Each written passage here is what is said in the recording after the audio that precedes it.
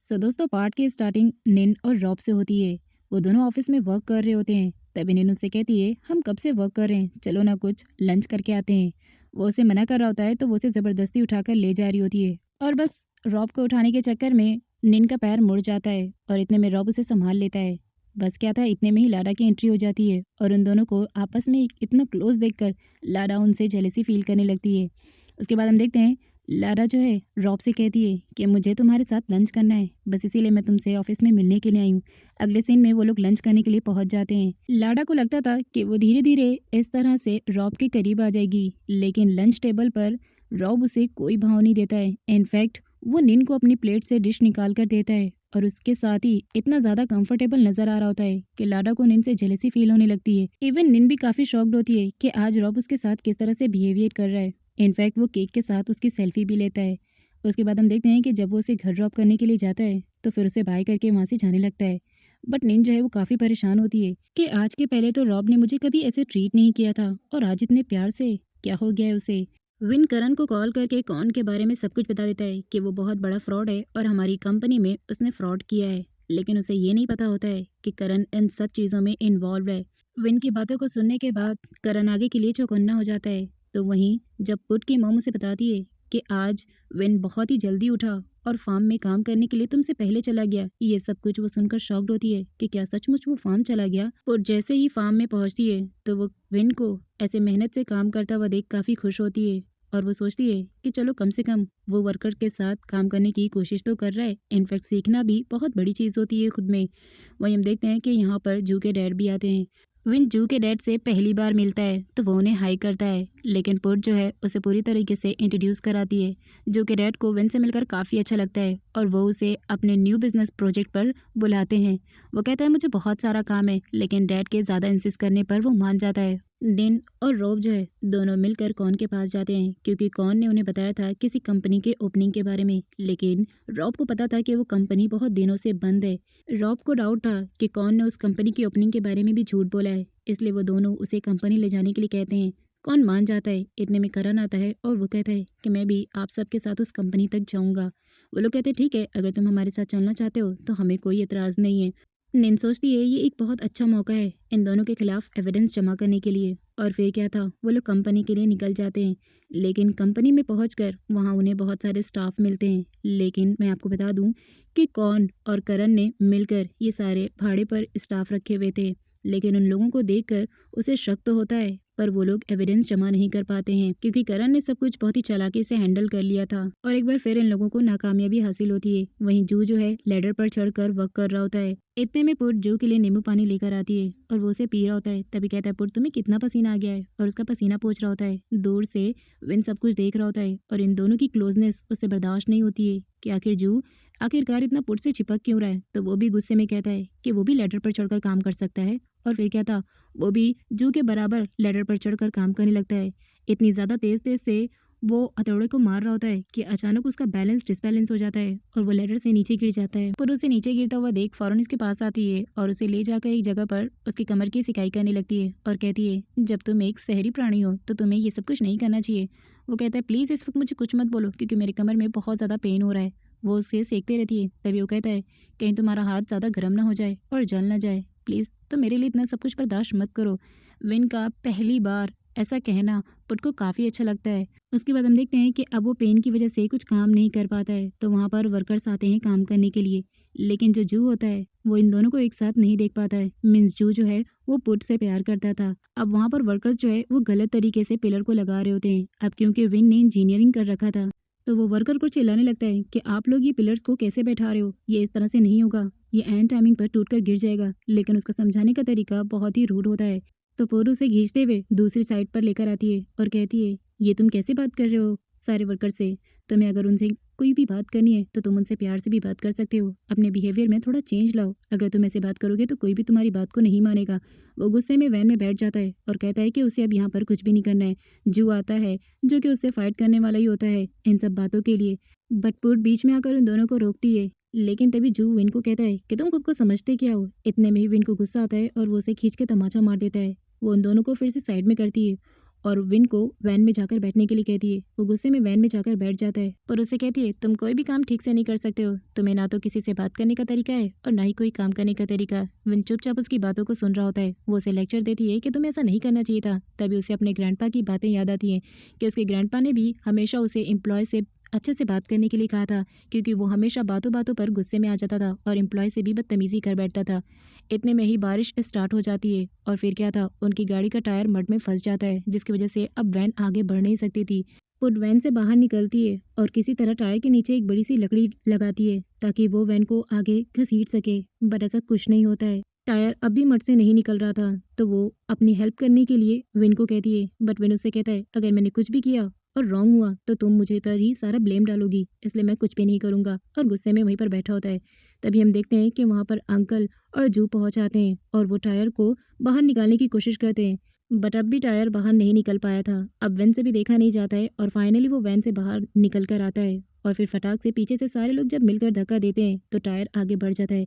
लेकिन जैसे ही वैन आगे बढ़ती है तो सारा गंदा पानी जो है वैन के ऊपर आ जाता है। उसके बाद हम देखते हैं कि वो जू को अपने बिहेव के लिए सॉरी बोलता है कि उसे उसके साथ बदतमीजी नहीं करनी चाहिए थी। आगे हम रॉब को और निन को देखते हैं। निन उसे कहती है, ये हमारे पास एक लास्ट चांस है जब हम उन लोगों के खिलाफ एविडेंस जमा कर सकते हैं, लेकिन इस बार कोई गड़बड़ी नहीं होगी। रॉब निन को अपने घर ले जाता है अपनी मॉम से मिलाने के लिए, क्योंकि मॉम को निन की कंपनी काफी पसंद थी और वो दोनों एक दूसरे के साथ काफी खुश नजर आते थे और मॉम को खुश देखकर रॉब को खुशी होती थी। इनफैक्ट मॉम को निन और रॉब की कंपनी काफी अच्छी लगती थी। वो सोचती थी कि निन ही उनके घर की बहू बने और वो निन के साथ काफी खुश भी रहा करती थी, लेकिन उन्होंने भी इस बारे में रॉब से बात नहीं की थी। रॉब जब निन को घर ड्रॉप करने के लिए जाता है तो उस वक्त वो काफी अपसेट नजर आता है। निन उससे कहती है, अगर कोई बात तुम मुझे बताना चाहते हो तो बता सकते हो, जिससे तुम्हारा दिल हल्का हो जाएगा। तो वो उसे लाडा के बारे में बताता है कि लाडा जो है मुझे फ्रांस छोड़कर चली गई थी और बस इसी वजह से मैंने उससे ब्रेकअप कर लिया था। एक वक्त था जब मैं लाडा को बहुत पसंद करता था और मैंने खुद ही सामने से उसे प्रपोज भी किया था, लेकिन शायद उसे मेरे प्यार की कदर ही नहीं थी। उसने उस वक्त तो मेरा प्रपोजल एक्सेप्ट कर लिया, लेकिन ये कह दिया कि उसे फ्रांस जाना है। लेकिन जाने से पहले उसने मुझे ये तक नहीं बताया कि वो आज ही फ्रांस के लिए निकलेगी। मेरा दिल तो उसके लिए बहुत ही धड़कता था। लेकिन जब मैं नेक्स्ट उसके घर पहुंचा तो उसकी मॉम ने मुझे लाडा का एक लेटर दिया जिसमें उसने मुझसे सॉरी कहा था और वो फ्रांस चली गई एक मॉडल बनने के लिए। लेकिन अब वो मेरी लाइफ में वापस आना चाहती है, बट मैं उसे अपनी लाइफ में अब वापस नहीं लाना चाहता, क्योंकि अब मेरे दिल में उसके लिए कोई फीलिंग्स नहीं है। मैं तुमसे एक फेवर चाहता हूँ, क्या तुम मेरी कुछ दिनों के लिए फेक गर्लफ्रेंड बनोगी? क्योंकि अब मैं लाडा को रियलाइज करवाना चाहता हूँ कि मेरे दिल में उसके लिए कोई फीलिंग्स नहीं है। देन उसकी फेक गर्लफ्रेंड बनने के लिए राजी हो जाती है। अगले सीन में हम देखते हैं कि पुट जो है स्टोर रूम में जाती है क्योंकि उसे कुछ काम होता है। अभी वो अंदर गई ही थी कि इतने में कोई लाइट्स को ऑफ कर देता है और अचानक स्टोर रूम के दरवाजे के बाहर भी लॉक लगाकर कोई चला जाता है। वो दरवाज़ा नॉक करती है बट कोई नहीं खोलता। तभी उसे याद आता है कि एक बार ऑफिस में भी उसके साथ ऐसा हुआ था। इसका मतलब ये सब कुछ विन कर रहा है और वो शायद उससे रिवेंज ले रहा है कि मैं उसे यहाँ पर लेकर आई हूँ। उसकी सांस फूलने लगती है और वो वहीं पर बेहोश होने लगती है। तभी वो देखती है कि अचानक डोर ओपन हो रहा है और कोई और नहीं बल्कि विन होता है उसके सामने।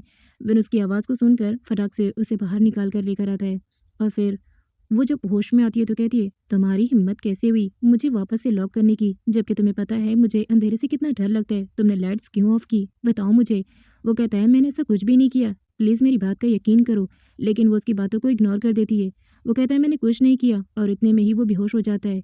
पर उसे कहती है, तुम्हें क्या हुआ, तुम ठीक तो हो ना विन? लेकिन जब वो उसके फेस को टच करती है तो उसे पता चलता है कि उसे तो फीवर है। वो उसे रूम में लेकर आती है और ठंडे पानी से उसकी पट्टियां करती है ताकि उसका फीवर कुछ कम हो जाए। विन नींद में बड़बड़ाते हुए उससे पानी मांगता है तो वो उसे स्ट्रो की हेल्प से पानी पिला देती है। और फिर नेक्स्ट मॉर्निंग उसे पता चलता है कि आंट जो है मॉम के साथ मार्केट जा रही थी तो उन्होंने स्टोर रूम को खुला देखा तो इसीलिए बस लाइट्स ऑफ कर दी और बाहर से लॉक कर दिया। अब आंट की बातों को सुनने के बाद पुट को अपनी गलती रियलाइज होती है कि विन उसे चीख चीख कर कह रहा था कि उसने रूम को ना ही तो लॉक किया और ना ही लाइट्स ऑफ की, लेकिन मैंने उसकी एक ना सुनी। और फिर वो विन के पास जाती है, देखती है कि विन का फीवर अब भी कुछ कम नहीं हुआ है तो वो उसे कहती है, चलो हम हॉस्पिटल चलते हैं। लेकिन विन की ऐसी कंडीशन नहीं थी कि वो हॉस्पिटल जा सके। वो विन के पास ही रहती है और पूरी रात उसकी सेवा करती रहती है। विन जब मॉर्निंग में उठता है तो उसका फीवर ऑलरेडी गायब हो चुका होता है। पुर उसे कहती है, तुम ठीक तो हो ना, मैं तुम्हारे लिए ब्रेकफास्ट लेकर आती हूँ। विन उससे कहता है कि मुझे थोड़ा पानी पिला दो तो वो उसे पानी पिला देती है। फिर वो उसे कहती है, आई एम रियली सॉरी, मैंने तुम्हारी बात को नहीं माना था। तुम मुझसे कह रहे थे कि तुमने लाइट्स ऑफ नहीं किया है, लेकिन मैंने तुम्हें नहीं माना। I am really sorry. तभी वेन उसे रोकता है और कहता है, तुम्हें तो मेरी बातों पर कभी यकीन नहीं आता है। पर अब विश्वास करना सीख जाओ कि मैं कभी कभी सच भी बोल सकता हूँ, लेकिन पहले तुम्हें पनिशमेंट दूंगा। चलो अपनी आंखें बंद करो। वो अपनी आंखें बंद करती है और उसे ऐसा लगता है कि विन उसे किस करने वाला है, लेकिन तभी विन उसे किस करने की बजाय अपने फिंगर से उसके फोरहेड पर हिट करता है और फिर कहता है, अब तुम्हारी पनिशमेंट पूरी हुई। वो हंसने लगती है और कहती है, इतनी ज़ोर से तुमने मुझे मारा है, इतनी ज़ोर से तो कम से कम ना हिट करते। वो कहता है, चलो जो भी हुआ अच्छा हुआ, वैसे तुम्हारे फेस पे स्माइल भी अच्छी लगती है। धीरे धीरे इन दोनों को एक दूसरे की कंपनी पसंद आने लगी थी। इवन अब विन अपना सारा काम पुट से ही करने के लिए कहता है और पुट भी उसे काम करके दे देती है। नेक्स्ट सीन में लाडा फिर से कंपनी पहुंचती है ताकि वो अपनी एक इमेज रॉब की नज़रों में बना सके और वो उसे वापस से लंच के लिए इनवाइट करती है। तीनों मिलकर लंच पर जाते हैं, लेकिन रॉब ने निन से कहा था कि वो उसकी फेक गर्लफ्रेंड बने, तो अब वो लाडा के सामने जो है रॉब की फेक गर्लफ्रेंड बनने की काफ़ी अच्छी एक्टिंग करती है और वो लाडा के सामने रॉब को ऐसे ट्रीट करती है मानो वो उसकी कितनी केयर करती है और उससे कितना प्यार करती है। प्यार तो वो सचमुच रॉब से करती है, लेकिन अभी फिलहाल वो फेक गर्लफ्रेंड बनने का नाटक करती है। इन दोनों को एक साथ खुश देखकर लाडा काफ़ी जेलसी फील करती है। लाडा के जाने के बाद रॉब निन से कहता है, तुमने बहुत अच्छी एक्टिंग की। एवन लाडा का फेस तो देखने के लायक था। पुट विन को अपने फादर की मनपसंद प्लेस पर लेकर आती है, जहाँ उसे बताती है कि यहाँ पर मेरे फादर का ड्रीम था कि वो बहुत सारे प्लांट्स को ग्रो करें और बहुत सारे फ्लावर्स लगाएं, और इवन यहाँ के फ्लावर्स से ही मेरा नाम पड़ा है। विन उससे कहता है, ओह तो तुम्हारा नाम इन फ्लावर्स से पड़ा है। जैसे इन फ्लावर्स में कोई खुशबू नहीं है, वैसे ही फीकी फीकी तुम भी हो। ये सुनकर पुट नाराज हो जाती है और वो विन से कहती है, तुम ऐसे कैसे कह सकते हो मुझे? क्या मैं तुम्हें इतनी बुरी लगती हूँ? विन पुट को कहता है, नाराज होने की कोई जरूरत नहीं, मैं तो बस मजाक कर रहा हूँ। रॉब को पता चलता है कि कौन कहीं जाने वाला है और बस उसके खिलाफ एविडेंस ढूंढने के लिए ये लोग उसका पीछा करना स्टार्ट कर देते हैं। कौन एक कैफेटेरिया में जाता है तो निन और रॉब भी सेम कैफेटेरिया में जाकर एक टेबल पर बैठकर उस पर नजर रखते हैं। कौन कैफेटेरिया में अपनी गर्लफ्रेंड यानी विन की स्टेप मॉम के साथ ही होता है। उसके बाद वो उसे लेकर कहीं जा रहा होता है तो निन और रॉब भी उसका पीछा करते हैं। रॉब देखता है कि ऑफिस का मैनेजर भी वहाँ पर मौजूद है और वो एक कसिनो में आए हुए हैं, तो वो लोग भी अपने लुक को चेंज करते हैं और कसिनो में जाने से पहले निनपुट को कॉल करके बता देती है कि वो लोग कौन का पीछा करते हुए एक कसिनो के अंदर जाने वाले हैं। लेकिन अगर 1 घंटे में मैं तुम्हें दोबारा कॉल बैक ना करूं कि मैं कसिनो से बाहर निकल गई हूं, तो तुम पुलिस को कॉल करके बता देना और उन्हें मेरे बताए हुए एड्रेस पर भेज देना। पुट कहती है, ठीक है।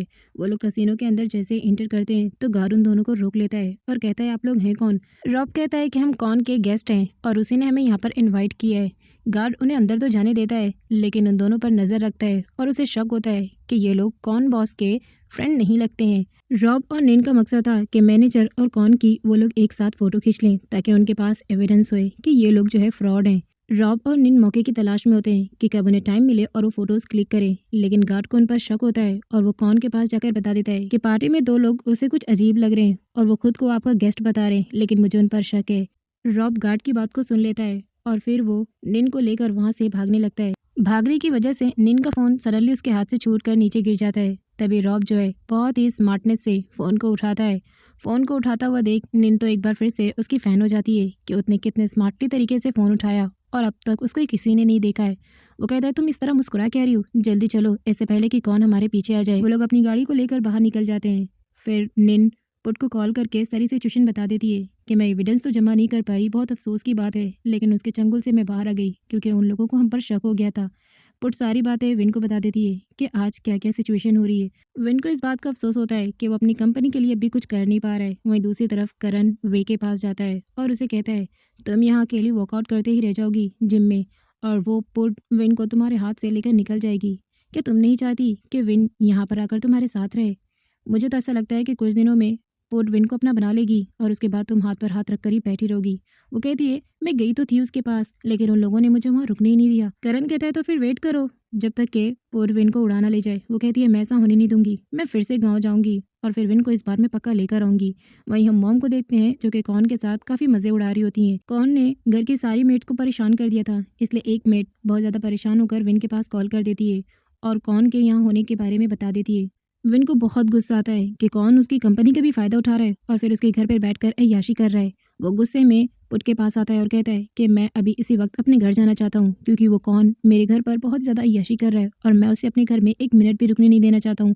पुट कहती है, भी तुम्हारा कॉन्ट्रैक्ट खत्म नहीं हुआ है, तुम्हें 1 साल यहाँ पर फार्मिंग करना है और तुम हो जो जा रहे हो। वो गुस्से में वैन की चाबी लेकर निकल जाता है, बट जैसे ही वैन में बैठने के लिए जाता है तो उसे अपना फार्म नजर आ जाता है। विन सोचता है, अभी मैंने इतना ही मेहनत किया है और अभी तो मेरे येलो फ्लावर्स में ग्रो नहीं हुए तो मैं आखिर इन सबको छोड़कर कैसे जा सकता हूँ। और फिर उसका मूड चेंज हो जाता है और वो वापस चाबी ले जाकर पुट के सामने रख देता है। पुर उससे कहती है, क्या तुम अब नहीं जा रहे हो? वो कहता है, नहीं, मैंने अपना मूड बदल लिया है। तो पुर उससे कहती है, तो अब तुम क्या करोगे? सिचुएशन को कैसे हैंडल करोगे? वो कहता है, मैं किसी न किसी तरीके से अपने सिचुएशन को हैंडल कर लूँगा। उसके बाद वो करण को कॉल करता है और कहता है कि तुम्हारे होते हुए कौन घर पर रह रहा है? वो कहता है, मुझे इस बारे में कोई आइडिया नहीं है। तो विन कहता है, तुम अपने फ्लैट से कभी घर का भी चक्कर लगा लिया करो। आज तुम जाओगे वहाँ पर और कौन को घर से रफा दफा करोगे। विन की बातों को सुनकर करण कहता है, ठीक है। उसके बाद हम देखते हैं करण जो है अगले सीन में घर पर पहुंच जाता है और कौन को घर से निकलने के लिए कहता है। कौन कहता है कि मैं यहाँ से नहीं जाऊँगा। तभी मॉम भी आ जाती हैं। मॉम कहती हैं कि तुम्हारी हिम्मत कैसे हुई मेरे बॉयफ्रेंड से इस तरह से बात करने की, और तुम उसे घर से निकालोगे, मैं तुम्हें घर से निकाल दूंगी, और तुम इस घर के ओनर नहीं हो जो मुझ पर हुक्म चलाओगे। करण कहता है, ये मेरा ऑर्डर नहीं है बल्कि विन का ऑर्डर है कि कौन इस घर से बाहर निकल जाए। मॉम को विन की बातों को मानना पड़ता है। आफ्टर ऑल ग्रैंडपा के बाद ये सारी प्रॉपर्टी उसी की थी, इसलिए मॉम अब चुप हो जाती है और कौन को घर से निकलना पड़ता है। वहीं हम करण को देखते हैं जो अपने पास्ट में सोचता है कि बचपन से मॉम जो है विन की बात को मान जाती है और उसकी बातों को कभी नहीं मानती। इवन एक टॉयज़ के लिए भी अगर झगड़ा होता था तो वो हमेशा से मेरे टॉयज़ को छीन कर विन को दे दिया करती थी। करण को ऐसा लगता था कि स्टेप मॉम होने के बावजूद भी वो विन को प्यार करती हैं और मुझे नहीं, और बस इसी वजह से विन के दिल में मॉम के लिए कोई भी सॉफ्ट कॉर्नर नहीं था। अब अगले सीन में हम देखते हैं कि मॉम जो है कौन को कह रही होती हैं कि तुम्हें यहाँ से जाना होगा। मैं तुम्हें घर से निकालना तो नहीं चाहती, लेकिन ये विन का ऑर्डर है। तो वो अपना सामान पैक करके निकल जाता है। मॉम के कहने पर पुट विन को शॉपिंग के लिए लेकर जाती है। हालांकि उसका जाने का मन तो नहीं होता है, लेकिन मॉम की बातों को वो मना नहीं कर सकती थी, इसलिए वो उसे शॉपिंग पर लेकर जाती है। वो लोग वहाँ पर खूब सारी खाने की भी शॉपिंग करते हैं, देन कपड़ों की भी शॉपिंग करते हैं। विन को पुट के साथ अब टाइम स्पेंड करना अच्छा लगने लगा था और धीरे धीरे पुट भी अब विन को समझने लगी थी। दोनों जब घर पर पहुँचते हैं तो मॉम बताती है कि ग्रैंडपा जब भी विलेज हमसे मिलने आया करते थे तो वो विन की हमेशा तारीफ किया करते थे, क्योंकि वो विन से बहुत ज़्यादा प्यार करते थे। अब विन को आज फिर से अपने ग्रैंडपा की याद आ जाती है और इसलिए वो थोड़ा सा इमोशनल हो जाता है। आगे हम देखते हैं कि एक बार फिर से वे जो है वो विलेज पहुँच जाती है। वो देखती है कि घर में कोई भी नहीं है तो वहाँ के एक वर्कर से पूछती है। वर्कर उसे बताता है कि सारे लोग टेंपल गए हुए हैं। वो कहती है, अब भला मैं टेंपल कैसे जाऊंगी, मुझे तो यहाँ के बारे में कुछ भी पता नहीं है। वो वर्कर से अभी एड्रेस पूछ ही रही होती है कि तभी वहाँ पर जू आ जाता है। जू को भी पता नहीं होता है कि पुट की फैमिली आज टेंपल गई हुई है। तभी वे उसे कहती है, घर पर कोई भी नहीं है क्योंकि सारे लोग मिलकर टेंपल गए हैं और मुझे भी विन से मिलना है, इसलिए तुम मुझे टेंपल तक छोड़ दोगे, बिकॉज मुझे यहाँ के बारे में कुछ भी पता नहीं है। और वो ज़बरदस्ती उसकी वैन में जाकर बैठ जाती है। जो उसे छोड़ना तो नहीं चाहता था, लेकिन फिर भी उसे लेकर टेंपल पहुँच जाता है। वहीं हम देखते हैं कि पुट की मॉम कहती है कि तुम यहाँ पर ज़रा उसे वर्कआउट करा दो, यहाँ पर रिवर है, उसे जाकर रिवर दिखा दो। वो कहती है, ठीक है मॉम। मॉम की बात सुनकर वो जाने लगती है। तभी जो है वे पहुँच आती है और वे विन को देखते ही डायरेक्ट उसे हक करके कहती है, मैंने तुम्हें कितना मिस किया, क्या तुमने भी मुझे मिस किया? वेन उसकी बातों को इग्नोर करता है। वो कहती है, चलो ना हम दोनों थोड़ा वर्कआउट करने के लिए उस रिवर के पास चलते हैं, वहाँ पर हम अच्छी अच्छी सेल्फी लेंगे। वे विन की गर्लफ्रेंड ज़रूर थी, लेकिन वो उसके लिए अब कुछ भी फील नहीं करता था जब से उसकी मुलाकात पुट से हुई थी।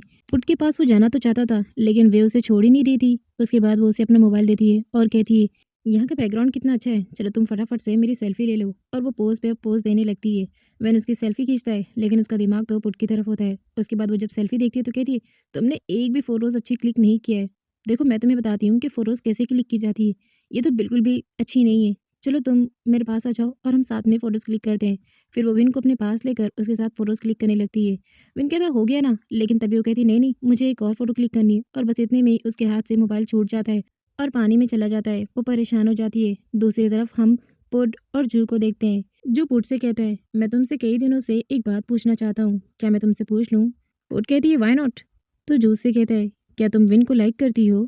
वो थोड़ी देर चुप हो जाती है और उसके बाद कहती है, नहीं, ऐसा कुछ भी नहीं जैसे तुम समझ रहे हो। मैं उसे लाइक नहीं करती हूँ, वो तो बस कॉन्ट्रैक्ट है जो हम दोनों को एक साथ जोड़े। कॉन्ट्रैक्ट खत्म होने के बाद ही हम अलग हो जाएंगे। तभी वो उसका हाथ पकड़ के उससे अपनी फीलिंग्स को बताना चाहता था कि वो उसे लाइक करता है, लेकिन पुट के सामने वो फिर से एक बार हेजिटेट हो जाता है और अपने दिल की बात पुट को नहीं बता पाता है। बट जू को एक बात की तसल्ली हो जाती है कि वो विन से प्यार नहीं करती है। वहीं हम वे को देखते हैं जो पानी में से अपना मोबाइल निकालने की कोशिश कर रही होती है, लेकिन वो नाकाम होती है। जो उसे देखता है तो उसके पास जाता है और पूछता है कि तुम इस पानी में क्या ढूंढ रही हो? तो वो बताती है कि मेरा फ़ोन इस पानी में गिर गया है।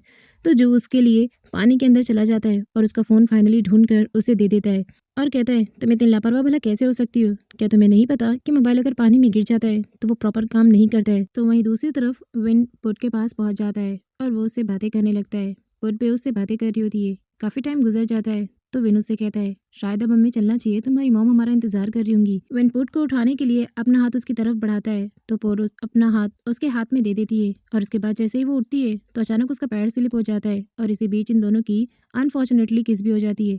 पुट चाय फील करती है और जल्दबाजी में आगे जाने की कोशिश करती है, तभी वापस से एक बार फिर से उसका पैर स्लिप हो जाता है। लेकिन फिर दोबारा भी विन उसे संभाल लेता है और कहता है, अब तुम अकेले खुद नहीं चलोगी क्योंकि दोबारा तुम गिर सकती हो, और वो उसे अपने साथ लेकर घर आता है। घर आते ही वो टीवी पर ब्रेकिंग न्यूज़ देखता है कि उसकी कंपनी के मटेरियल के खिलाफ काफ़ी सारे कस्टमर ने कंप्लेन की है। पुट फटाक से निन को कॉल करती है और वहाँ की सारी सिचुएशन के बारे में पूछती है। निन उसे सारी बातें बता देती है और कहती है, अब मैं यहाँ पर कुछ संभाल नहीं पा रही हूँ क्योंकि कंडीशन बहुत ही बुरी होती जा रही है। वो कहती है, ठीक है मैं कुछ करती हूँ। दूसरी तरफ विन भी करण को कॉल करता है और कंपनी की सारी बातें मालूम कर लेता है और फिर उसे कहता है, तुम्हारे वहाँ होने के बावजूद आखिर मटेरियल में इतनी सारी गड़बड़ी कैसे आई और कस्टमर हमारे खिलाफ कंप्लेन कर रहे हैं। तुम्हें पता है इससे हमारी कंपनी को कितना ज़्यादा लॉस हो सकता है। करण कहता है, मैं अपनी तरफ से कोशिश कर रहा हूँ लेकिन मटेरियल में शिकायतें इतनी ज़्यादा हैं कि मैं कुछ भी नहीं कर पा रहा हूँ। अब जो है वो बहुत उदास हो जाता है तो पूरी से समझाती है कि टेंशन मत लो, धीरे धीरे सारी चीज़ें नॉर्मल हो जाएंगी। हम दोनों मिलकर इस प्रॉब्लम का भी सलूशन निकाल लेंगे और कल ही हम सिटी के लिए निकल जाएंगे। विन कहता है, ठीक है, लेकिन वो काफ़ी अपसेट होता है तो पूरू से काफ़ी तसल्ली दिलाती है और कहती है, परेशान होने से बेहतर है कि तुम दिमाग से काम लो क्योंकि ग्रैंडपा के जाने के बाद तुम्हें ही पूरी कंपनी को संभालना है। पुट की ऐसी बातें उसके दिल को छू जाती है।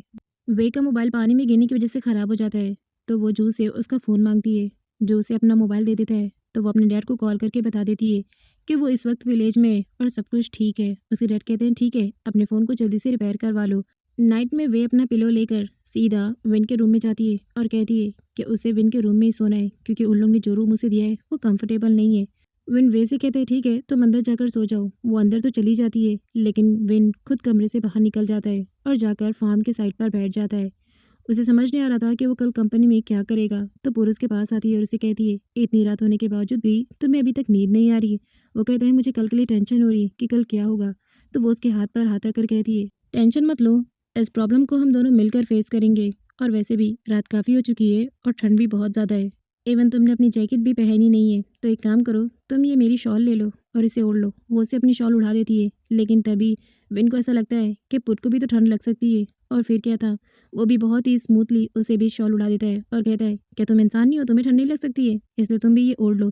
दोनों ही एक दूसरे को देखकर मुस्कुराते हैं। नेक्स्ट मॉर्निंग विन उठता है और सीधा फार्म में जाकर वहाँ पर सबसे पहले पानी देता है और उसके बाद वो वर्कर को अच्छे से उनका काम समझा देता है कि मेरे आने तक मेरे फ्लावर्स का ख्याल रखना क्योंकि मैंने इनके पीछे काफ़ी मेहनत की है। वर्कर कहता है, ठीक है आप बेफिक्र होकर जाइए, हम यहाँ पर पूरा ख्याल रखेंगे। अब विन और पुट जो है सिटी पहुँच जाते हैं। कंपनी में पहुँचते ही सारे मीडिया को लोग उसके सामने आ जाते हैं और कहते हैं कि आखिर आपके मटेरियल में इतना ज़्यादा खराबी कैसे हो सकती है कि कस्टमर खुद आपके कंपनी के खिलाफ जो है कंप्लेन कर रहे हैं और ये आपकी कंपनी के नाम को कितना ज़्यादा बिगाड़ रहा है। विन मीटिंग करता है और करण से कहता है, तुम मुझे ये बताओ इस मटेरियल की सारी जिम्मेदारी कौन पर थी, तो इस वक्त वो कहाँ है। निन विन को बताती है कि कौन को कुछ पता नहीं चल रहा है और मुझे लगता है कि वो कंपनी को छोड़कर भाग चुका है। विन को और भी ज़्यादा गुस्सा आता है और वो करण से कहता है, तुम क्या कर रहे थे आखिर कंपनी में मेरी गैर मौजूदगी में। तुम्हारे नाक के नीचे से कौन सब कुछ बिगाड़ता चला गया और तुम कुछ नहीं कर पाए। उसके बाद हम देखते हैं कि नेक्स्ट मीटिंग में स्पीच देनी होती है विन को, लेकिन वो काफ़ी ज़्यादा अनकंफर्टेबल फील करता है तो पूरू से हिम्मत दिलाती है कि वो सब कुछ कर सकता है। वो मीडिया में सबके सामने जाता है और कहता है कि कंपनी के मटेरियल्स में जो भी खराबी हुई वो सब कुछ हम दूर करने की कोशिश करेंगे और असल मुजरिम को भी बहुत जल्द हम पकड़ लेंगे जिसने ये सब कुछ किया है। विन अपनी पूरी स्पीच को बहुत ही अच्छे से देता है। इवन पुट भी उसे देखकर शॉक्ड होती है लेकिन इतने में ही वहाँ पर बहुत सारे लोग आ जाते हैं जो कि विन से उसकी कंपनी के लिए प्रोटेस्ट करते हैं। विन को बहुत गुस्सा आ रहा होता है और वो अपना गुस्सा कंट्रोल भी नहीं कर पा रहा होता है, लेकिन फिर भी वो पूरे मीडिया के सामने और लोगों के सामने हाथ जोड़कर अपने मटेरियल्स की खराबी के लिए माफ़ी मांगता है और कहता है कि मैं आप लोगों की भरपाई करने की पूरी कोशिश करूंगा और उसके बाद जो असल मुजरिम है मैं उसे भी बहुत जल्द पकड़ लूंगा। लेकिन तब तक के लिए मुझे थोड़ा सा टाइम दीजिए ताकि मैं इन सब चीज़ों को समझ सकूं और हैंडल करने की कोशिश कर सकूं। सारे लोगों को विन की सारी बातें समझ में आ जाती है और वो उसे टाइम दे देते हैं। दूसरी तरफ मॉर्निंग के सीन में जब वे को पता चलता है कि पुट और विन सिटी जा चुके हैं तो वो बहुत ज़्यादा शॉक्ड हो जाती है और गुस्से से चिल्लाने लगती है और कहती है कि विन तुम मुझे छोड़कर कैसे जा सकते हो। तो मॉम बताती है, वो देखो ब्रेकिंग न्यूज़ पर तो विन ही विन है, तुम उसे देखकर यहीं से तसल्ली कर लो। बट वे को तो विन पर बहुत गुस्सा आ रहा होता है कि विन उसे बिना बताए आखिर सिटी अकेले कैसे चला गया। पुड और विन ने पुलिस की हेल्प से कॉन को ढूंढ निकाला था और कंपनी से फ्रॉड करने के केस में उसे जेल हो जाती है। जेल होने की वजह से उसे समझ में नहीं आता कि वो अब यहाँ से बाहर कैसे निकलेगा। वहीं हम देखते हैं कि निन और बाकी सारे लोग काफ़ी खुश होते हैं क्योंकि उनकी बहुत बड़ी प्रॉब्लम सॉल्व हो चुकी थी। इसलिए रॉब उन सबको अपने घर पर डिनर पर इनवाइट करता है। सारे लोग जाने के लिए तैयार हो जाते हैं। नेक्स्ट सीन में पुड और विन जैसे ही घर पहुंचते हैं तो मॉम सामने आती है और वो कहती है कि विन, मैं चाहती हूँ कि तुम कौन को जेल से छुड़वा दो। वो कहता है ये तो पॉसिबल नहीं है, उसने मेरे साथ इतना बड़ा फ्रॉड किया और मैं उसे जेल से बाहर निकलवाऊंगा, नेवर। और फिर वो चला जाता है।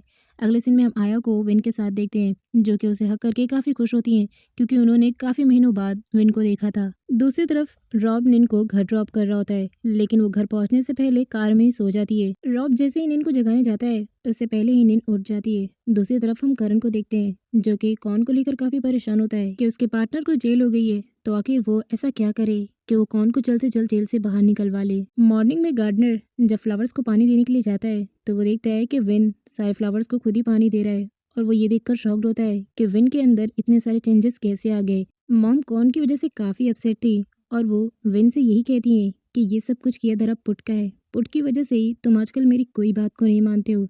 इनफैक्ट जब से ये लड़की हमारी ज़िंदगी में आई है तब से सब कुछ बहुत ही रॉन्ग हो रहा है। विन अपनी मॉम को कहता है कि वो पुट के बारे में एक भी लफ्ज़ नहीं सुन सकता, तो वो कहती हैं कि ठीक है ना, तो तुम कौन को जेल से बाहर निकलवा दो। बट विन मना कर देता है। नेक्स्ट डे आया विन को कॉल करके पूछती है कि आज वो खाने में क्या बनाए, तो विन उससे कहता है कि आज आप मेरी फेवरेट डिश बना दीजिए। आया कहती है ठीक है। जैसे ही वो घर पहुंचता है तो उसकी सारी फेवरेट डिश ही आया बनाई रहती है जिसकी वजह से आज वो काफ़ी खुश रहता है। वहीं हम अगले सीन में देखते हैं कि करण ने अपनी पावर को यूज़ करके कौन को जेल से बाहर निकलवा लिया। फिर वो करण से कहता है कि अब मैं क्या करूं। करण कहता है मुझे ऐसा लगता है कि तुम्हें कुछ दिनों के लिए कंट्री से बाहर चले जाना चाहिए क्योंकि इस वक्त विन की नज़र सिर्फ तुम पर है और ये सब कुछ सिर्फ पुट की वजह से हो रहा है। जब से वो हमारी लाइफ में आई है तब से हम कुछ भी ठीक तरीके से नहीं कर पा रहे हैं। वो हमारे हर काम पर नज़र रखती है। जैसे ही कुछ भी गड़बड़ होता है वो विन को इन्फॉर्म कर देती है। She is very sharp girl. मुझे उस लड़की का कुछ ना कुछ करना होगा जिससे वो अपने गांव वापस चली जाए और उसके बाद हम जो करना चाहते हैं वो कर सकें। अगले सीन में हम देखते हैं कि पुट निन से मिलती है तो निन पुट को बताती है कि आजकल वो रॉब की कैसे फेक गर्लफ्रेंड बनी है और लारा के सामने कैसी एक्टिंग करती है। निन पुट से कहती है एक ना एक दिन रॉब को मेरी फीलिंग्स का एहसास जरूर होगा। करण पुट और विन को एक साथ देखकर सोचता है आखिर इनके बीच में चल क्या रहा है। उसके बाद वो विन के पास आता है और कहता है क्या तुम भूल चुके हो कि आज वे का बर्थडे है और उसने तुम्हें अपने बर्थडे में इनवाइट किया है, तो रात का डिनर तुम्हें वे के साथ करना है। बट ये बात सुनकर पुट बहुत ही अपसेट हो जाती है क्योंकि इन लोगों का डिनर का प्लान रॉब के घर पर एक साथ का होता है। बट विन पुट से प्रॉमिस करता है कि वो डिनर रॉब के घर पर उन लोगों के साथ ही करेगा क्योंकि वो पार्टी से उन लोगों के पास जल्दी आ जाएगा। तो वहीं अगले सीन में हम वे को देखते हैं जो कि अपने बर्थडे के लिए काफ़ी खुश होती है और न्यू ड्रेस को वियर की हुई होती है। डिनर के लिए पुड और निन दोनों ही रॉब के घर पर पहुंच जाते हैं। विन पुड को वीडियो कॉल करके बताता है कि वो जल्दी लौट आएगा। पुड रॉब की फैमिली से काफ़ी घुल मिल जाती है। इनफैक्ट डिनर का टाइम भी हो जाता है और पुड अब तक के विन का इंतज़ार कर रही होती है कि वो कब आएगा। पार्टी में विन सोच रहा होता है कि केक कट होने के बाद ही वो यहाँ से निकल जाएगा। तभी उसके पास करण आता है और उसे वाइन का ग्लास ऑफर करता है बट विन पीने के लिए मना कर देता है। तो करण उसे कहता है अरे यार तुम बर्थडे गर्ल की बॉयफ्रेंड हो, तुम्हारे लिए तो एक वाइन का ग्लास कुछ भी नहीं होना चाहिए। बट विन मना करके चला जाता है। तभी करण जो है वो पुट के पास कॉल करता है और उसे कहता है कि पार्टी में विन ने बहुत ज़्यादा वाइन पी रखी है। इनफैक्ट वो अपने कंट्रोल में भी नहीं है, तो प्लीज़ तुम यहाँ आकर उसे घर ले जाओ। पुट कहती है ठीक है, तुम मुझे एड्रेस मेल कर दो, मैं वहाँ पर आ जाऊंगी। करण ने जानबूझकर पुट से झूठ बोला था। पुट रॉब को बता देती है कि विन ने पार्टी में बहुत ज़्यादा ड्रिंक कर लिया है और उसे लेने के लिए मुझे जाना पड़ेगा। रॉब उसे जाने की परमिशन दे देता है। पुट पार्टी में जब पहुंचती है तो देखती है कि सारे लोग बहुत ज़्यादा इंजॉयमेंट कर रहे हैं। वहीं विन जो है वे को हैप्पी बर्थडे विश करने के लिए जाता है बट अचानक कोई विन को पीछे से धक्का देता है जिसकी वजह से सडनली उसकी किस हो जाती है और वो भी वे के साथ। एंड मोमेंट पे ये सारा कुछ पुट देख लेती है और वो देखकर शॉक्ड हो जाती है। ये सब कुछ करण का ही प्लान था जो कि उसने पुट को दिखाना था। उसके बाद हम देखते हैं कि वो ये सब कुछ देखकर काफ़ी गुस्से में हो जाती है। पुट वहाँ से गुस्से में भाग रही होती है तभी उसकी एक लड़की के साथ टक्कर हो जाती है और वो स्विमिंग पूल में गिर जाती है। वे पुट को देखकर उस पर गुस्सा करती है और कहती है तुम्हें यहाँ पर किसने बुलाया। पुट फटाफट स्विमिंग पूल से बाहर आती है लेकिन उसकी ड्रेस पूरी तरीके से गीली हो चुकी थी जिसकी वजह से वो काफ़ी अनकंफर्टेबल फील करती है।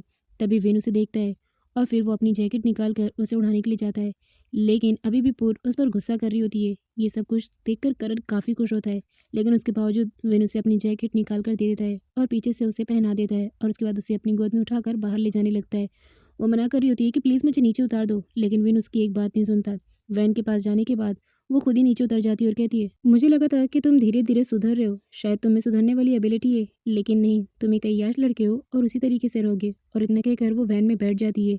विन उसे कहता है, कम से कम मुझे अपनी बात को एक्सप्लेन करने का मौका तो दो। वो गाड़ी ऑन करने वाली होती है, बट वो भी जाकर उसी में बैठ जाता है। दोनों ही जैसे घर पहुंचते हैं तो विन पुट से कहता है, कम से कम एक बार मेरी बात तो सुन लो। तो पुरुष से कहती है, मुझे जो सुनना था और देखना था वो मैंने पार्टी में देख लिया, और मुझे नहीं लगता कि अब तुम्हारे पास कुछ और भी है बताने के लिए मुझे। गुस्से में उसका जैकेट उसके मुंह पे मारकर चली जाती है। विन उसे बुलाता रहता है कि प्लीज़ पूरे एक बार मेरी बात तो सुन लो। नाइट के सीन में वो उसके डोर के पास जाता है, नॉक करता है तो वो दरवाज़ा खोलकर चिल्लाने लगती है, मुझे तुमसे कोई बात नहीं करनी है, इवन तुम्हारी शक्ल तक नहीं देखनी है, और डोर उसके मुंह पर ही बंद कर देती है। वो वापस से डोर नॉक करता है, बट अंदर से वो कोई रिस्पॉन्स नहीं देती है। अब विन को समझ में नहीं आता कि वो उसे कैसे समझाए कि वो जानबूझकर उसे किस नहीं कर रहा था। तो वो उसे कॉल करता है। रिंग टोंग बजने पर वो कॉल भी रिसीव नहीं करती है और उसके बाद वो साइलेंट पर फ़ोन लगा देती है। फिर से वो उसे मैसेज करता है तो वो मैसेज भी नहीं ओपन करती है। बाद में हम देखते हैं वो वापस से डोर के नीचे से आकर उसे लेटर लिखता है कि उसने जानबूझकर कुछ भी नहीं किया, उसे पीछे से किसी ने टक्कर दी थी जिसकी वजह से उनकी अनफॉर्चुनेटली किस हो गई है। नीचे से लेटर लिखने पर वो उसका लेटर फाइनली पढ़ लेती है और उसके बाद सारी चीज़ों को देखकर खुश हो जाती है कि चलो विन कम से कम जैसा वो सोच रही थी वैसा नहीं है। इनफैक्ट विन ने उसे तो ये भी कह दिया था कि आइंदा वो ऐसी कोई चीज़ नहीं करेगा जिससे उसे बुरा लगे। तो फाइनली वो मान जाती है और डोर ओपन कर देती है। लेकिन फिर वो उससे कहती है, गलती से ही सही तुमसे गलती हुई है, इसलिए पनिशमेंट भी मिलेगी। और फिर क्या, वो अपनी फिंगर से उसके फोरहेड पर हिट करती है। वो कहता है, कोई इतनी ज़ोर से हिट करता है क्या, मुझे इतनी ज़ोर से लगी है। नेक्स्ट डे करण अपना बोरिया बिस्तरा लेकर विन के घर पर शिफ्ट होने के लिए आ जाता है, क्योंकि यहाँ पर वो पुड और विन दोनों पर नज़र रखना चाहता था। पुड उसे देखती है तो कहती है कि अब तुम यहाँ पर रहोगे। वो कहता है हाँ, और उसके बाद वो डाइनिंग टेबल पर जैसे ही आता है तो विन उससे कहता है, ये तुमने अच्छा डिसाइड किया कि तुम मेरे साथ रहने के लिए आ गए। उसके बाद वो काम से थोड़ा बाहर चला जाता है, तभी वो अपना मोबाइल भूल कर डाइनिंग टेबल पर ही चला जाता है और एक अननोन नंबर से उसे कॉल आ रही होती है। बट जैसे ही पुड उठाने की सोचती है तो करण आकर अपना मोबाइल लेकर चला जाता है।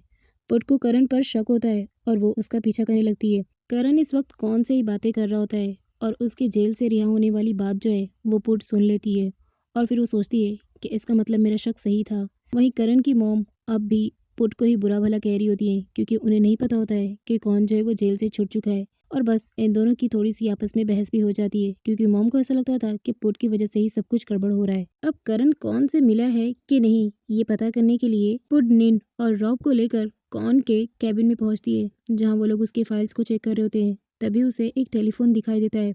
पुट इस टेलीफोन में करण का नंबर डायल करके कॉन को कॉल करती है और करण का नंबर देखकर कॉन फोन उठा लेता है, जिसकी वजह से अब पुट का शक यकीन में बदल चुका था कि करण कौन के साथ मिला हुआ है। उसके बाद वो कॉल कट कर देती है बिना कुछ बात किए हुए। यहाँ पर वो कहती है कि मतलब करण ने ही कौन की बिल करवाई है। अगर हम ये सारी बात विन को बताएंगे तो वो हमारे खिलाफ भड़क जाएगा, क्योंकि इस वक्त हमारे पास करण के खिलाफ कोई भी एविडेंस नहीं है। तो विन को बताने के लिए हमें करण के खिलाफ एविडेंस जमा करने होंगे। नेक्स्ट डे मीटिंग में एक न्यू प्रोजेक्ट लॉन्च हो रहा होता है और इस प्रोजेक्ट का ओनर जो है पहले करण ही बनने वाला था। सारे लोग अपना डिसीजन मिलाते हैं और विन को भी ये लगता था कि इस प्रोजेक्ट का हकदार जो है करण है और वो काफ़ी अच्छे से हैंडल कर लेगा। लेकिन चेयरमैन होने के नाते बोर्ड एक्शन उठाती है और वो कहती है कि उसे करण को ये प्रोजेक्ट नहीं देना है, बल्कि ये सारे प्रोजेक्ट की जिम्मेदारी विन खुद लेगा और खुद ही हैंडल करेगा। करण को तो बहुत बुरा लगता है कि उसे ये प्रोजेक्ट मिलना था और नहीं मिल पाया। विन भी कहता है कि ये प्रोजेक्ट के लिए तो करण सही है, बट वो कहती है चेयरमैन होने के नाते मैं ये प्रोजेक्ट तुम्हें देती हूँ। करण कॉन के पास जाता है और उसे बताता है कि उसके हाथ से एक गोल्डन अपॉर्चुनिटी चली गई, उसे ये प्रोजेक्ट नहीं मिला, लेकिन तरक्की पाने के लिए उसे ये प्रोजेक्ट मिलना बहुत ज़रूरी है। कौन कहता है कि ठीक है ना, फिर तुम किसी तरह कुछ करो और इस प्रोजेक्ट को अपने हाथ में ले लो। बट करण कहता है कि पुट के होते हुए ये पॉसिबल नहीं है, मुझे उसका कुछ न कुछ ज़रूर करना होगा। करण की शैतानी खोपड़ी में पुट के खिलाफ कुछ न कुछ एक बहुत ज़बरदस्त प्लानिंग चल रही थी। दूसरी तरफ पुट और विन बिजनेस से रिलेटेड किसी चीज़ को ऑब्जर्व करने के लिए बाहर जाते हैं और दोनों ही वहाँ पर ऑब्जर्वेशन करके फाइल बना रहे होते हैं। ये दोनों साथ में टाइम स्पेंड तो करते हैं, लेकिन इनके बीच में तीसरा भी पर्सन कोई गया था जो उन लोगों की फ़ोटोज़ को क्लिक कर रहा था और फोटोज़ क्लिक करने के बाद वो करण को सेंड कर रहा था।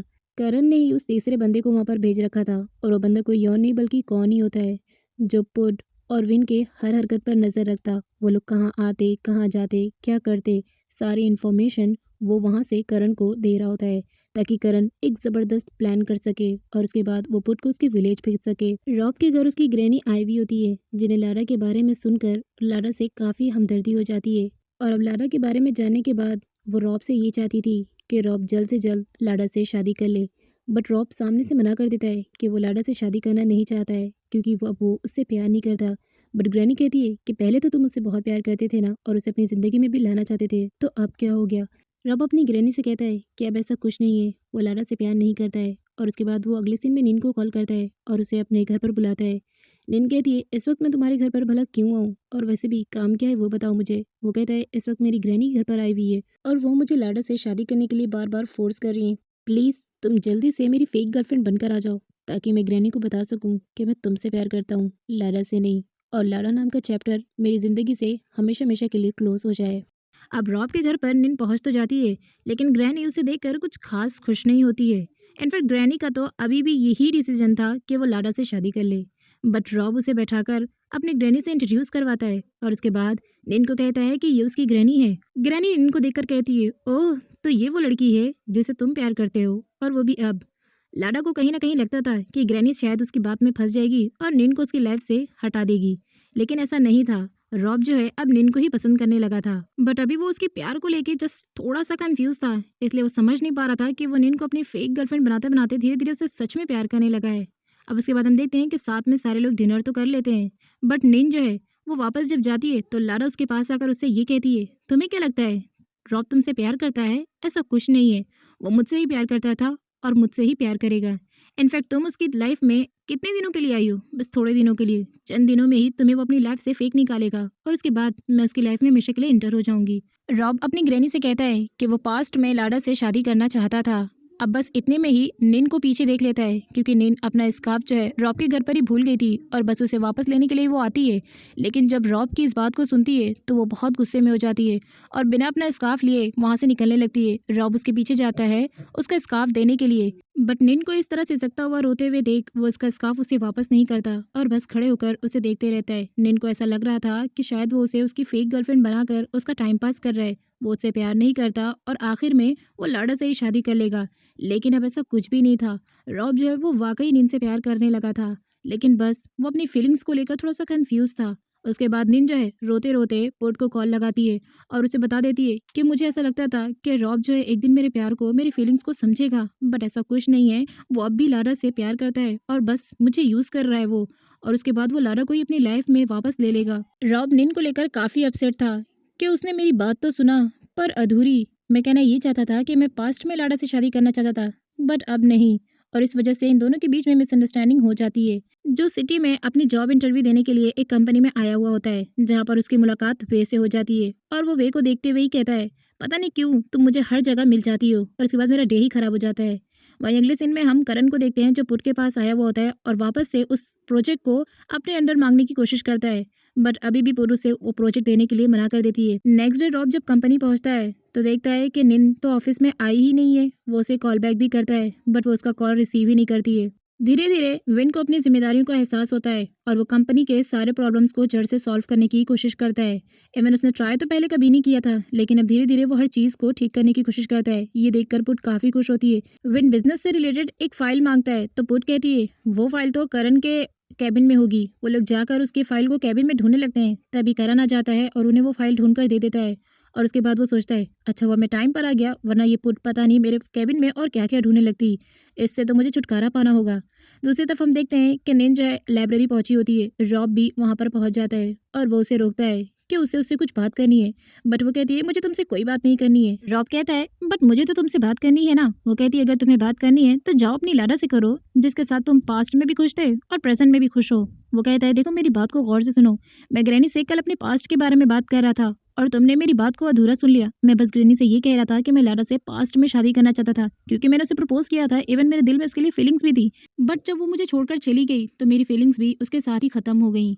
वो गुस्से से जा रही होती है, बट फिर से रॉब उसका हाथ पकड़कर उसे रोकता है और कहता है मेरी बात पर यकीन करो, मैं सच कह रहा हूँ क्योंकि मैं तुमसे झूठ नहीं बोल सकता। निन कहती है क्यों यकीन करूं मैं तुम्हारी बात पर, आखिर क्या सच्चाई है तुम्हारी बातों में। रॉब कहता है क्योंकि मैं तुमसे झूठ नहीं बोल सकता हूँ। मेरा दिल गवारा नहीं करता कि मैं तुमसे झूठ बोलूं, और उसका हाथ पकड़कर उसे बातें करने लगता है।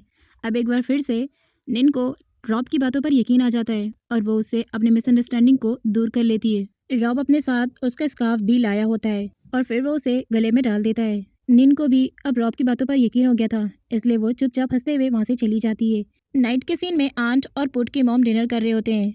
तभी आंट को ऐसा लगता है कि उन्होंने खिड़की के बाहर किसी को देखा है और वो मॉम से कहती है, बट मॉम कहती है हो सकता है तुम्हारा भरम हो, कोई भी वहाँ पर तो नहीं है। बट आंट ने बिल्कुल सही देखा था, वहाँ पर कौन था और उसके हाथों में कैरोसिन था।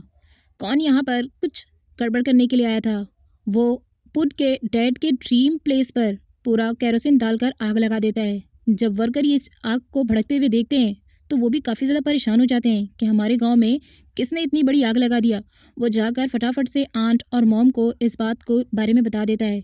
मॉम जैसे ही आती है तो वो अपने हस्बैंड की फेवरेट प्लेस को इस तरह जलता हुआ देख बहुत ज़्यादा रोने लगती हैं। आंट फ़ौरन ही पुट के पास कॉल करती है और उन्हें बता देती है कि तुम्हारे डैड के ड्रीम प्लेस पर किसी ने आग लगा दी है। वो भी बहुत ज़्यादा हड़बड़ाहट में उठती है और फटाफट ये सारी बातें विन को बता देती है और विन को अपने साथ गांव ले जाने के लिए कहती है। विन उसके पास आता है। वो कहता है आज तुम ड्राइव नहीं करोगी, ड्राइव मैं करूँगा, तुम अंदर जाकर बैठो।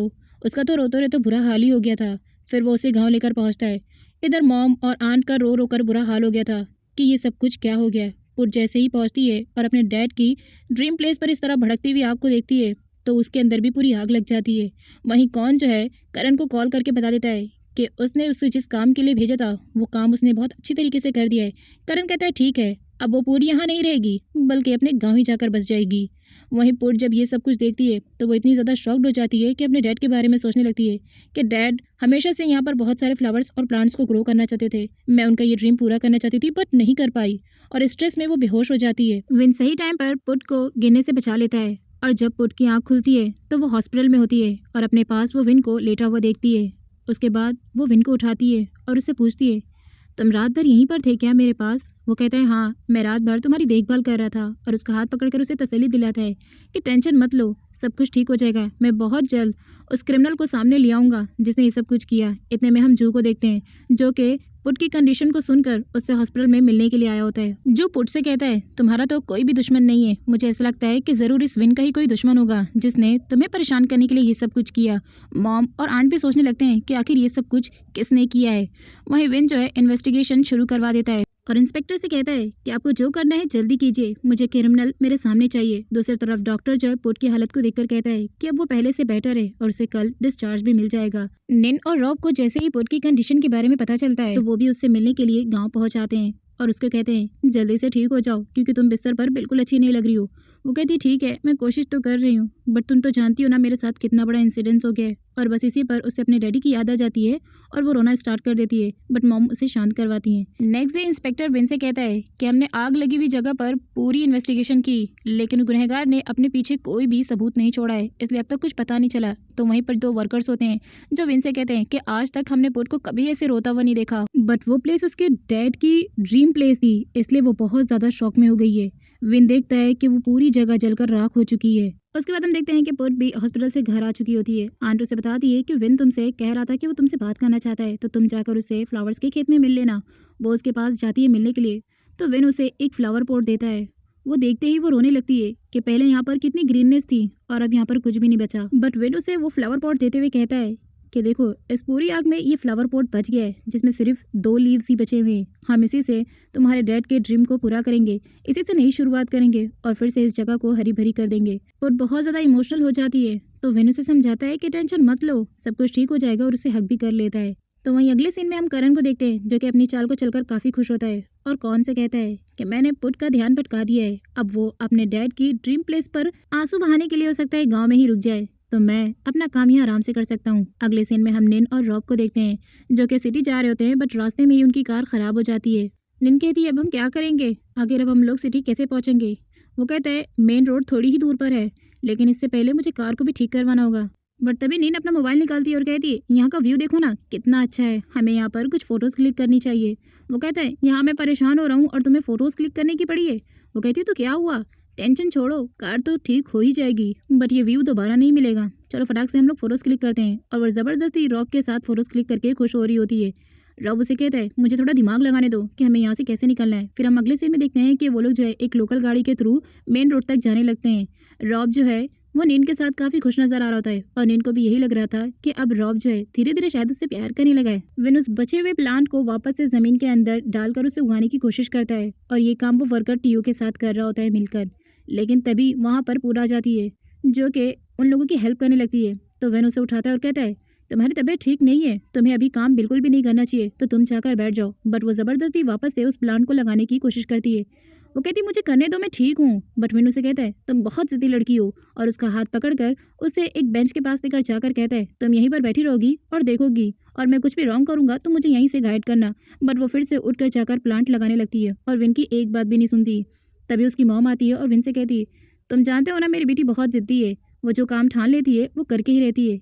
और यहीं पर विन को समझ में आ जाता है। तो वो मॉम से कहता है कि शायद ग्रैंडपा ने इसीलिए पुट को मेरे साथ रखने के लिए ये डिसीजन लिया कि प्रॉपर्टी सारी वो संभालेगी।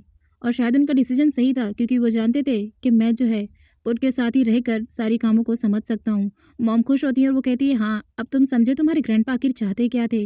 वो पुट की तरफ देखता है और बस देखता ही रह जाता है। नाइट के सीन में पुट अकेले बैठकर विन के बारे में सोच रही होती है कि जो लड़का इतना अय्याश था वो रात भर जाकर मेरी खिदमत कर रहा था। एवन उसने मुझे कितनी तसल्ली दी, मुझे समझाया कि मुझे आगे क्या करना है और क्या नहीं।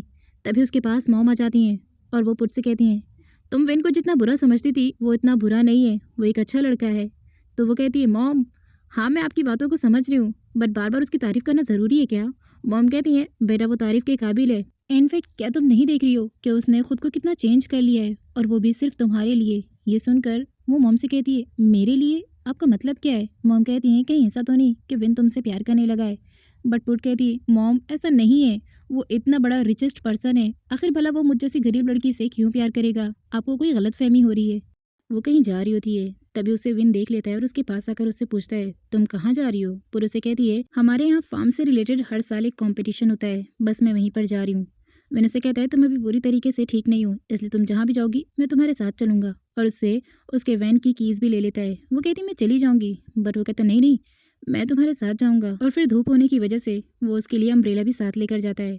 और उससे कहती है आज क्या बात है, तुम मेरी इतनी केयरिंग क्यों कर रहे हो। वो कहता है क्योंकि तुम बीमार हो ना। वो कहती है अगर तुम्हें मुझसे कोई काम है तो बता दो मुझे, क्योंकि तुम्हारा इतना सारा प्यार मुझे हजम नहीं हो रहा है। विन कहता है मुझे तुमसे कोई काम नहीं है, तुम तो खामा सिर्फ मुझ पर शक करते रहती हो, तुम्हारी शक की बीमारी पता नहीं कब खत्म होगी। और वैसे भी क्या अब तुम लेट नहीं हो रही हो। मीटिंग में सारे लोगों को पता चलता है कि फ्लावर्स प्रोजेक्ट को पूरे 10 ईयर्स कंप्लीट हो गए हैं एंड एवरी ईयर की तरह इस साल भी कंपटीशन रखा गया है। पुट विन से कहती है इस साल तुम भी यहाँ पर फार्मिंग कर रहे हो तो क्यों ना तुम भी कंपटीशन में पार्टिसिपेट करो। विन कहता है नहीं नहीं मुझे पार्टिसिपेट करने की कोई जरूरत नहीं है और वैसे भी मुझे कोई इंटरेस्ट नहीं है। पुट कहती है कहीं ऐसा तो नहीं कि तुम हारने से डरते हो क्योंकि तुम्हें लगता है कि तुम कंपटीशन में जीत ही नहीं पाओगे। विन कहता है ऐसा कुछ नहीं है, जहाँ मैं भाग लूँ और वहाँ मैं जीत ना सकूँ ऐसा हो ही नहीं सकता। तो पुलिस से कहती है तो फिर ठीक है ना, इस साल तुम भी कंपटीशन में हिस्सा ले लो। बट वो मना करके चला जाता है। नेक्स्ट सीन में हम लोग रॉब को देखते हैं। रॉब नीन को कॉल करता है और उसे बाहर लॉबी में आने के लिए कहता है। वो कहती है कि ऐसा तो नहीं तुम मेरे घर पर ही हो और मुझे लॉबी में बुला रहे हो। वो कहता है तुमने सही कहा, मैं तुम्हारे घर पर ही हूँ। जब वो उससे लॉबी में मिलने के लिए आती है तो वो उसे कहता है क्या तुम अगर इस वक्त फ्री हो तो हम कहीं बाहर चल सकते हैं, लेकिन हाँ अगर फ्री हो तो, अगर तुम कोई काम में बिजी हो तो हम कभी और चलेंगे। जिस पर नीनू से कहती है नहीं नहीं मैं फ्री ही हूँ, हम आज ही साथ में घूमने चलेंगे और काफ़ी सारा एंजॉयमेंट करेंगे। और वैसे भी मुझे कौन सा काम है भला, ऑफिस में तो सारा काम तुम्हारे ऊपर ही होता है। जो वे को बताता है कि वो कल से ऑफिस नहीं आएगा तो वे उससे रीज़न पूछती है। वो बताता है कि हर साल उनके यहाँ फार्म से रिलेटेड कंपटीशन होते हैं, बस इसीलिए अब वो कंपटीशन में भाग लेगा। तो वे कहती है तो फिर ठीक है ना, तुम चले जाओ, तुम मुझे क्यों बता रहे हो। अगले सीन में हम मॉम और आंटी को देखते हैं। जब पोल और विन घर पर पहुँचते हैं तो इस बार आंट भी विन को इस कंपटीशन में भाग लेने के लिए कहती हैं। बट विन अभी कहता है कि वो नहीं लेगा। लेकिन पुरुष से कहती है मुझे तो यही लगता है कि तुम हारने से डरते हो, बस इसीलिए जो है पार्टिसिपेट करने के बारे में नहीं सोच रहे हो। वो कहता है ऐसा कुछ नहीं है, मेरे जितना हैंडसम और अक्लमंद लड़का अगर किसी भी चीज़ या कंपटीशन में पार्टिसिपेट करता है तो वो जीत कर ही रहेगा। और तुम्हें क्या लगता है क्या मैं जीत नहीं सकता। वो कहती है नहीं नहीं तुम मुझे ऐसा लगता है कि जू से हारने से डरते हो, क्योंकि वो हर साल जो है पार्टिसिपेट करता है और जीतता भी है।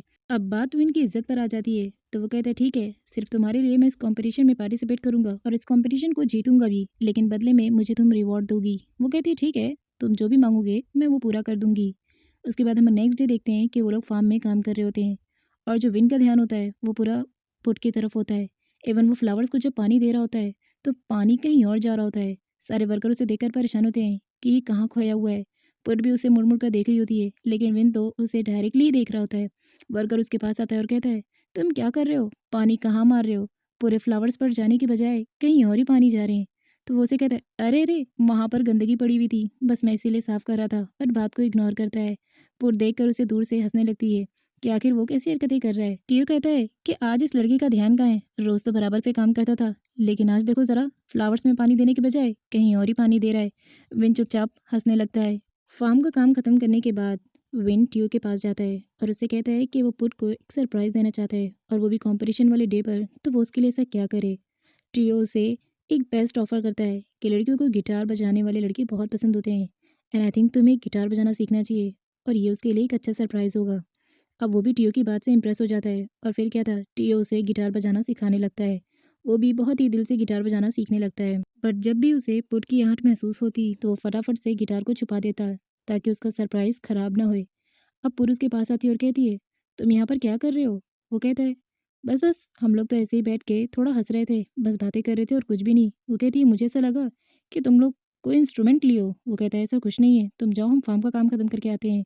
अब पुट घर चली जाती है तो आंट उसे कहती है पता नहीं आज विन इतना देर से क्यों आ रहा है। नाइट में जब वो लेट आता है तो मॉम उससे लेट आने की वजह पूछती है। विन को तो घर आने में इसलिए लेट हुआ था क्योंकि वो टीओ के साथ गिटार प्ले करना सीख रहा था, बट वो मॉम से बहानेबाजी करने लगता है। फिर वो देखता है कि पुट की कमरे की लाइट्स ऑन है, तो वो मॉम से पूछता है क्या वो रात को भी लाइट्स ऑफ नहीं करती है। तो मॉम उसे बताती है नहीं, जब से बचपन में उसके साथ इंसिडेंट्स हुआ है तब से वो आज तक लाइट्स को कभी ऑफ करके नहीं सोती है। अब डे में विन पुट के पास जाता है और उससे उसके इंसिडेंट्स के बारे में पूछता है, तो पुरु से बताती है कि हाँ, मैं अंधेरे से बहुत डरती हूँ। एक बार बचपन में मेरे साथ एक बहुत बुरा इंसिडेंस हुआ था। मुझे किसी ने स्कूल के कमरे में लॉक कर दिया था। फीस का डे था, तो डैड फीस पेड करने के लिए गए थे। अचानक उन्हें मेरे बारे में पता चला और उन्होंने मुझे उस कमरे से बाहर निकाला, और इस वक्त मैं इतना ज़्यादा डर गई थी कि मुझे सांस भी नहीं आ रही थी। बस इसीलिए जब भी मैं अंधेरे में जाती हूँ तो मुझे वो इंसिडेंस याद आ जाता है, और इसी वजह से मैं बहुत डरती हूँ। तो विनुस से कहता है क्या कभी तुमने अपनी इस प्रॉब्लम को सॉल्व करने की कोशिश नहीं की।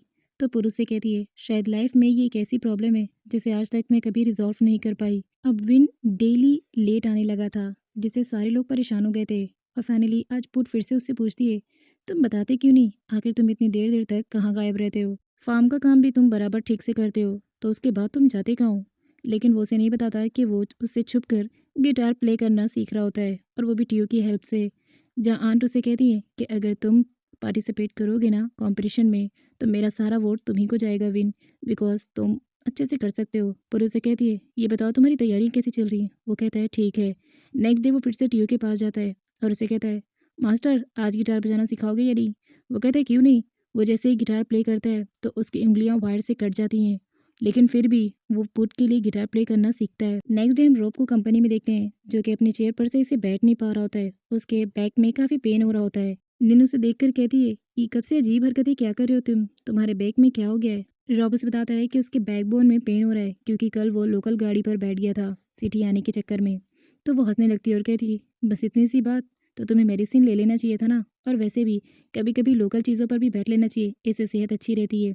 आगे हम फिर से विन को देखते हैं, जो कि अब भी फार्म का काम खत्म करने के बाद गिटार प्ले करना ही सीख रहा होता है।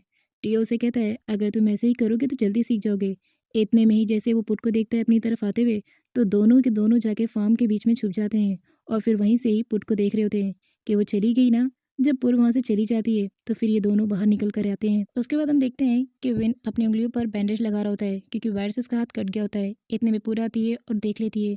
वो कहती है तुम मुझसे क्या छुपा रहे हो, बताओ। और उसका हाथ सामने लेकर आती है। पूछते ही ये कैसे कटा। तो विनू से कहता है कुछ नहीं, मैं बस फ्लावर्स को शेप दे रहा था और कटिंग कर रहा था, बस उसी वजह से थोड़ा सा चोट लग गया है। तो पूरू से कहती है ये भी तुम्हारी गलती है, तुम्हें ग्लव्स का यूज़ करना चाहिए था ना। नेक्स्ट सीन में रॉब करण के पास जाता है और उसे कहता है कि वो कुछ दिनों तक ऑफिस नहीं आ पाएगा। जब करण रॉब से रीज़न पूछता है तो वो कहता है कि वो विन से मिलने विलेज जा रहा है क्योंकि वहाँ पर कुछ कंपटीशन है, बस उसी को एंजॉय करने जा रहा है और उसके साथ नींद भी जा रही है, तो कुछ दिनों तक ऑफिस नींद भी नहीं आएगी। करण कहता है ठीक है तुम लोग जाओ। वे भी जू के साथ विलेज जाना चाह रही थी विन के लिए। तभी उसके डैड आते हैं, तो वो अपने डैड से परमिशन मांगती है, बट डैड तो मना कर देते हैं। बट वो इस बार झूठ बोलती है कि वो विलेज जू के साथ जा रही है अपने असाइनमेंट को पूरा करने के लिए। तो उसके डैड कहते हैं फिर ठीक है, अगर तुम्हारा ऑफिस वर्क है तो तुम जा सकती हो, और परमिशन दे देते हैं। वे जो है सिर्फ विन के लिए गांव जा रही थी ताकि वो उसे ब्लेसिंग दे सके कंपटीशन में जीत की। डैड जू से कहते हैं कि वो वे का ख्याल रखेगा और असाइनमेंट में उसकी हेल्प भी कर देगा। जो कहता है अंकल आप बेफिक्र रहिए, मैं इसका पूरा ख्याल रखूंगा। विन नाइट में फार्म में ही गिटार प्ले करना सीख रहा होता है। तभी वहाँ पर टियो आ जाता है। वो टियो को देखकर अचानक से डर जाता है और कहता है तुमने तो मुझे डरा दिया, मुझे लगा कि पुड आई है। बट टियो से बताता है नाइट में पुट कभी भी फार्म में नहीं आती है क्योंकि उसे अंधेरे से डर लगता है। तो विनोद से कहता है ओह हाँ मैं तो भूल गया, मुझे ऐसा लगा कि पुट है और मेरा सरप्राइज पूरा ख़राब हो गया है। वो उसे गिटार प्ले करके दिखाता है। तो टियो से कहता है अरे वाह, तुमने तो बहुत जल्दी गिटार प्ले करना सीख लिया है। अपनी तारीफ सुनकर विन भावनाओं में बह जाता है और ख़ुद को एक हीरो की तरह गिटार प्ले करता हुआ सोचने लगता है। तभी टियो से कहता है अरे तुम कहाँ खो गए, मेरी बात सुन रहे हो ना। विनोद से कहता है हाँ हाँ मैं सुन रहा हूँ, तुम बोलो। बस मैं कुछ ज़रा सा इमेजिन करने लगा था। अब हम देखते हैं कि वो आज फिर जब लेट घर पहुंचता है तो पुरु से कहती है तुम डेली इतना लेट घर आते हो, बताओ तुम रहते कहाँ हो और कर क्या रहे हो।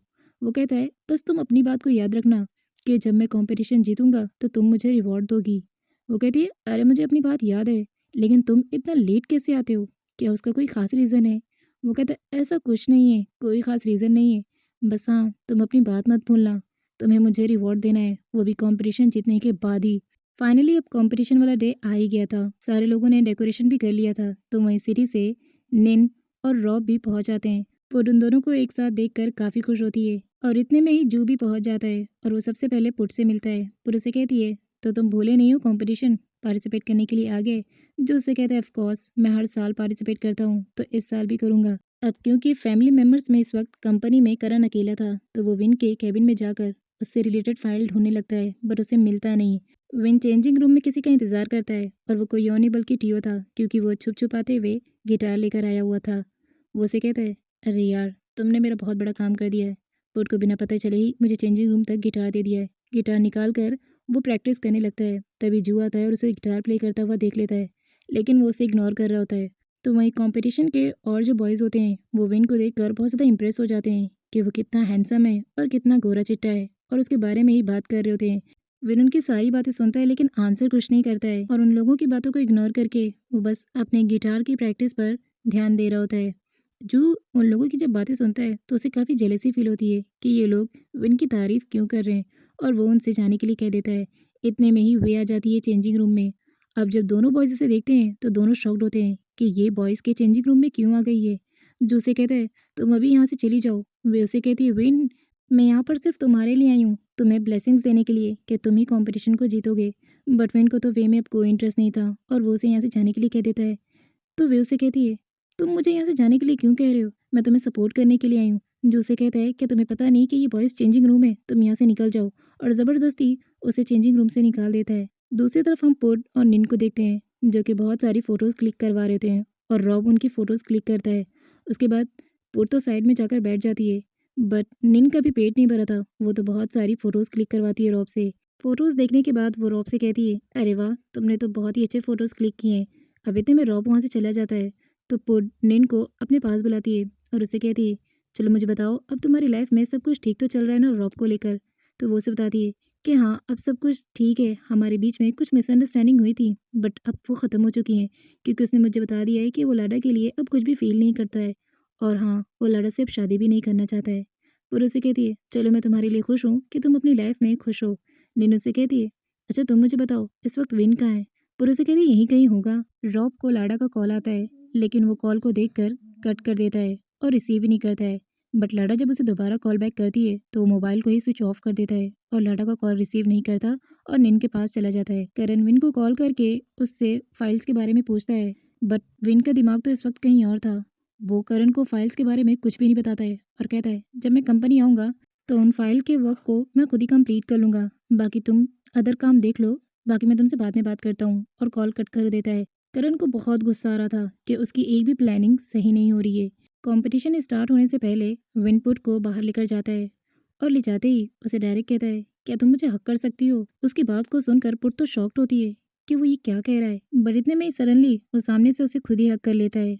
आज विन काफी खुश लग रहा था एंड देन कुछ सोचने के बाद पुट भी फाइनली उसे हक कर ही लेती है। उसके बाद वो पुट से कहता है, तुम्हें अपना वादा याद है ना, कंपटीशन जीतने के बाद मुझे तुमसे रिवॉर्ड चाहिए। वो कहती है, मुझे याद है। और फिर जब वो जाता है तो वो उसे जाते हुए एक फ्लाइंग किस भी देकर जाता है और कहता है कि तुम इसे कैच कर लो। पोट को समझ नहीं आता कि वो क्या करे, तो वो उसे दोबारा से फ्लाइंग किस देता है और कहता है इसे कैच तो करो। तो वो फाइनली कैच कर लेती है। दोनों काफ़ी खुश लग रहे थे क्योंकि धीरे धीरे इनके बीच बॉन्डिंग भी बनती जा रही थी। बट गाइस, सोचने वाली बात यह है कि आखिर विन पुट से कौन सा रिवॉर्ड मांगना चाहता था। अब आगे जब वो कंपटीशन में पहुंचता है तो यहाँ पर हम सारे लोगों के हाथों में एक फ्लावर देखते हैं और इस फ्लावर का ये मतलब होता है कि ऑडियंस अपने जिस भी फेवरेट कॉम्पिटिटर को पसंद करेगी वो फ्लावर उसे वोट के थ्रू दे देगी। अब यहाँ पर कंपटीशन स्टार्ट होता है और वन बाय वन करके सारी ऑडियंस बैठ जाती है। तभी वे भी बैठने के लिए आती है पर उसे सीट नहीं मिलती, तो वो पुट को कहती है कि तुम प्लीज़ पीछे वाली सीट पर चले जाओ। पर उसे कहती है मैं तुमसे पहले आई हूँ, लेकिन वो कहती है कि मुझे विन को क्लियरली देखना है, इसलिए मैं फर्स्ट सीट पर बैठूंगी। अब पुट चली जाती है उठ के। अब वन बाय वन करके सारे कॉम्पिटिटर आते हैं और खुद के फार्म को रिप्रेजेंट करते हैं और उसके बाद खुद को भी इंट्रोड्यूस कराते हैं। इसके बाद जू की बारी आती है और वो अपने फार्म को रिप्रेजेंट करता है एंड देन विन की बारी आती है और वो पुट के फार्म को रिप्रेजेंट करता है। इस बार ऑडियंस को जो है जू से ज़्यादा विन का रिप्रेजेंट किया हुआ फार्म का प्रेजेंटेशन पसंद आता है। और मैं आपको बता दूं कि इस फाइनल राउंड में कोई फाइट करके अपने आप को रिप्रेजेंट करता है तो विन जो होता है वो बहुत ही लाइटली, यानी आप पोलाइट कह सकते हैं, वो सिंगिंग करने का प्लान बनाया था और इसीलिए बस उसने जो है गिटार प्ले करना सीखा था। और बस वो जो सॉन्ग गाता है उसे वो सबके सामने कह कर गाता है कि वो इस सॉन्ग को पुट को डेडिकेट करना चाहता है क्योंकि वो उससे बहुत प्यार करता है। अब वो सॉन्ग पूरा गा लेता है और गाने के बाद वो पूरे स्टेज पर सबके सामने पुट को प्रपोज करता है कि मैं तुमसे बहुत प्यार करता हूँ, इवन तुम्हारे साथ रिलेशनशिप में रहना चाहता हूँ। ये सारी बातें पुट उस वक्त जब सुनती है तो वो भी बहुत खुश होती है क्योंकि उसे भी कहीं न कहीं विन बहुत पसंद था।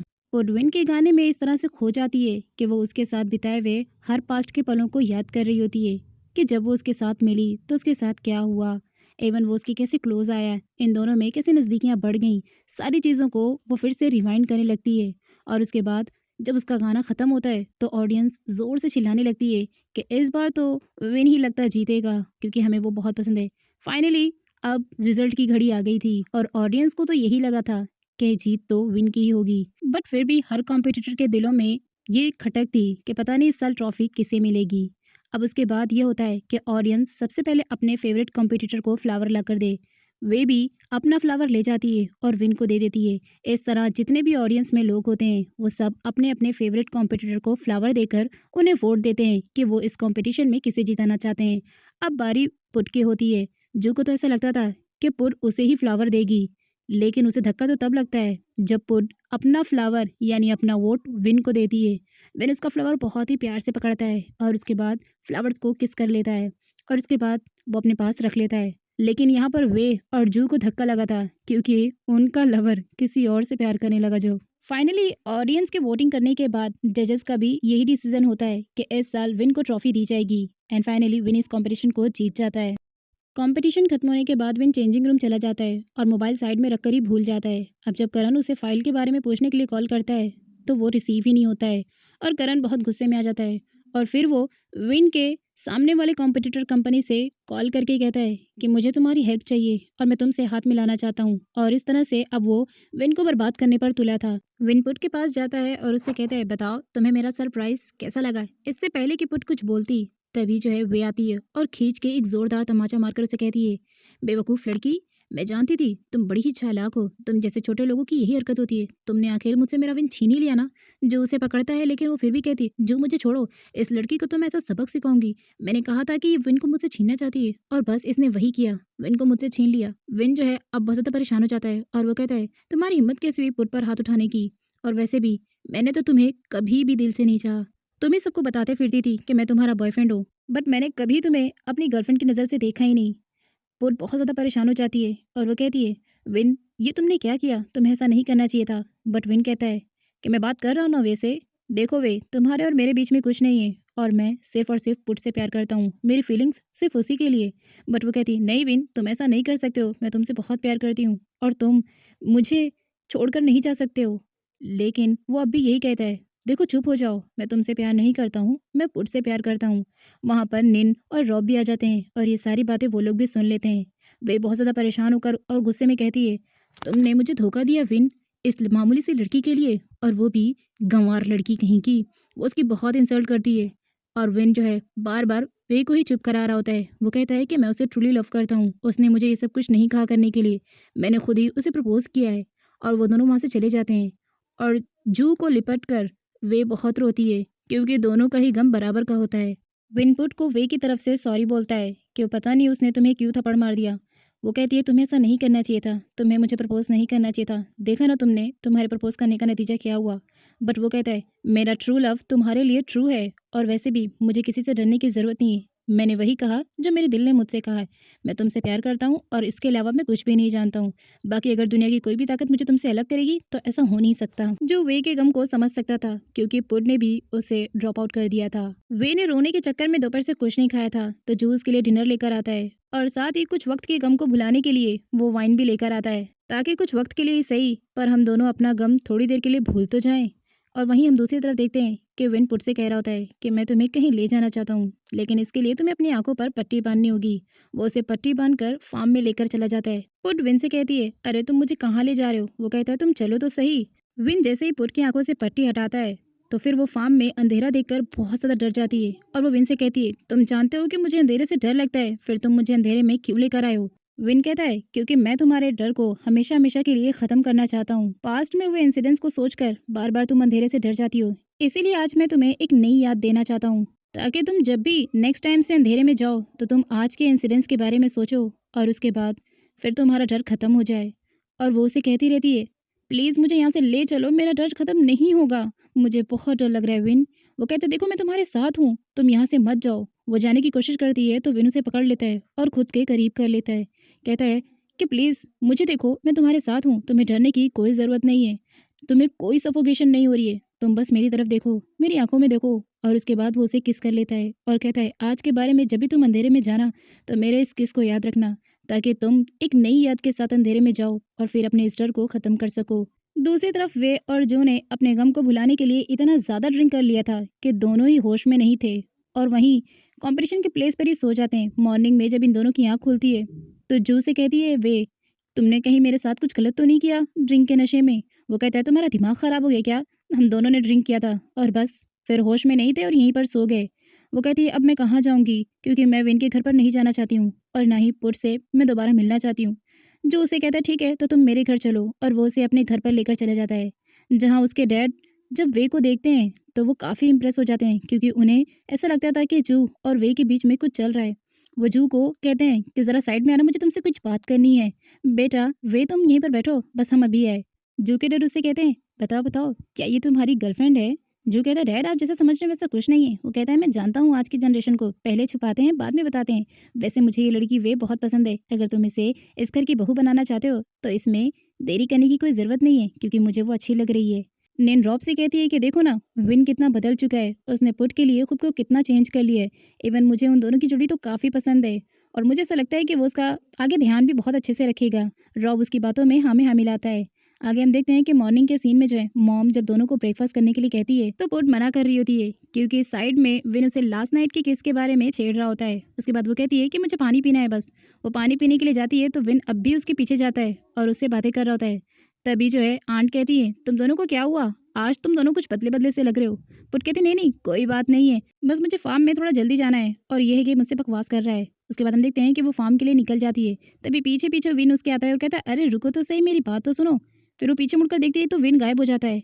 फिर अचानक से सडनली उसके पीछे से विन आता है और उसे हक कर लेता है और कहता है तुम मुझे एक मिनट ना देखो और मुझे ना ढूंढो, ऐसा हो नहीं सकता क्योंकि तुम्हें मुझसे बहुत प्यार करती हो ना, बताओ बताओ।